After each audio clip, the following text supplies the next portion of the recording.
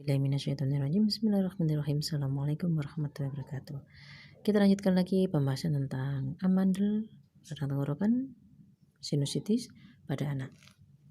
Wal asri, demi waktu.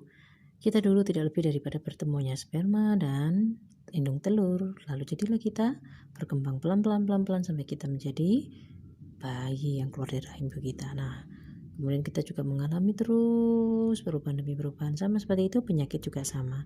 Diawali hanya dari amandel. Kita sama-sama tahu nih, borok di dalam. Borok di luar saja gimana rasanya? Mengganggu nih. Nah, ketika mengganggu itu asam lambung bisa stabil naik. Nah, dari amandelnya sendiri dia sudah terganggu, ditambah respon tubuh dari rasa sakit amandel, tidak nyaman amandel, itu asam lambungnya bisa naik. Ketika asam stabil tinggi, anak-anak kita berpotensi banyak. Dada cepat ambek, bisa sesak nafas, paru-parunya bisa terlalu banyak asam lambungnya, paru-parunya terlalu lembab. Kemudian usus besarnya bermasalah, kita susah buang air kecil, air besar, terus pompa jantung juga bisa. Itu baru dari dipicu gasnya tinggi. Nah, ditambah lagi kalau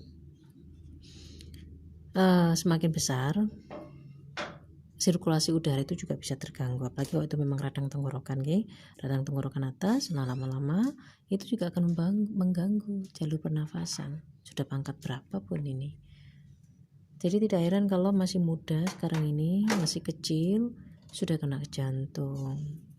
Tiba-tiba anak-anak kita bisa kejang. Itu tidak mengagetkan, karena dia awal dari hal kecil, membuntoni, nyumpeti, mampeti jalur pernafasan, atau memicu tadi. Akhirnya, nah, di video kemarin sudah dijelaskan ke saraf nih. Nah, sama juga aliran darah yang terus-menerus terhalang itu juga bisa menyebabkan pecah pembuluh otak.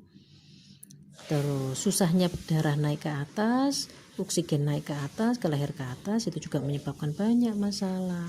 Tidak hanya tekanan yang bisa menyebabkan kepala anak kita membesar atau mengecil ya, kemudian menekan ke organ-organ di daerah kepala, mulai dari mata minus, sering pusing, konsentrasi berkurang, sampai adanya tumor, kanker. Nah, itu terlalu kasihan gitu. Ngomongnya aja enggak tega rasanya, sekecil itu kok sudah sampai sakit begitunya. Ada anak kecil sembelit, anak kecil itu berarti 12 tahun ke bawah. Kasihan sekali, belum waktunya. Mereka itu masa-masa yang sangat-sangat indah. Rasulullah saja dawuh masa terbaik mendidik adalah anak. Nah, kenapa? Karena mereka ini belum menerima beban. Karena dia kebutuhan seorang anak itu adalah tumbuh, maka dia banyak bergerak. Dengan gerakan itu dia jadi lebih sehat. Beda dengan kita orang tua. Tapi kalau beban mental, fisiknya itu kita perbesar dengan pola konsumsi yang kita tidak berbasis pada kebaikan, tidak percaya pentingnya kita berbasis pada kebaikan, pentingnya kita memohon petunjuk kepada Allah mana yang baik dan tidak. Nah, itu kasihan sekali. Wal asri. Makanya penyakit itu ada sebab, ada akibat. Disebabkan penyakit yang ringan, maka tumbuhlah penyakit-penyakit yang berat. Amandel, radang tenggorokan, sinus itu jalur pernafasan. Kita sama-sama tahu urgensi nafas. Nafas adalah ruh kehidupan. Sangat urgen. Lalu bagaimana?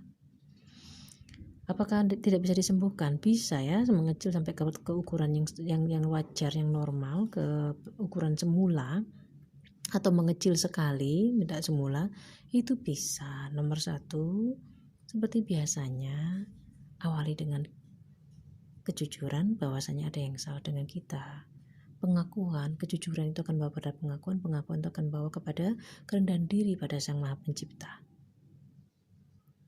Nah, kita butuh untuk rendah diri sama Allah sebagai awal untuk datangnya rahmat yang lebih banyak. Mari kita jujur mengakui kemarin kita salah. Mari dengan jujur kita mengakui ini memang masalah yang harus diselesaikan. Maka akan datang rahmat-rahmat berikutnya. Keikhlasan itu mampu membawa banyak hal baik. Allah Maha Besar, maka kompleksitas itu tidak bisa dihindari.